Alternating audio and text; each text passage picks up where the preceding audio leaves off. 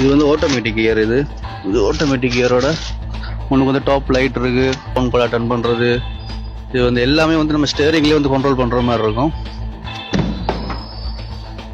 பின்னுக்கு வந்து ஓப்பன் பண்ணி பார்ப்போம். இப்போ பின்னுக்கு பார்த்தீங்கன்னு சொன்னால் ஒரு 10 கிலோ 15 கிலோ சாமான் வந்து வச்சு அழகாக கொண்டு போகிற மாதிரி செட்டப் கொடுத்துருக்காங்க.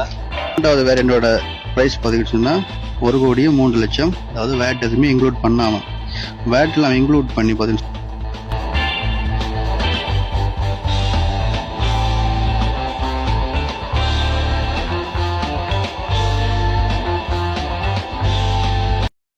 எங்க நிக்கிறேன்னு சொன்னா உங்களுக்கு தெரியும் என்ன, கார் ஷோரூம்ல தான் நிக்கிறோம். அதாவது இலங்கைக்கு வந்து புதுசாக வந்து இறக்குமதி செய்யப்பட்ட கார் ஷோரூம்ல தான் இப்ப நாங்க நிக்கிறோம்.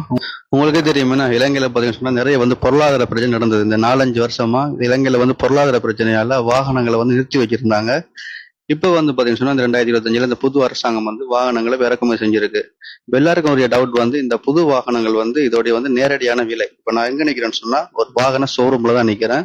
இந்த வாகன ஷோரூம்ல இருந்து இலங்கைக்கு புதுசாக 2025 இறக்குமதி செய்யப்பட்ட புதிய வாகனங்களோட விலையை தான் இப்ப நான் காட்ட போறேன். என்ன மாடல், இதோட வந்து ஸ்பெசிபிகேஷன் என்ன, எல்லாத்தையும் காட்ட போறோம்.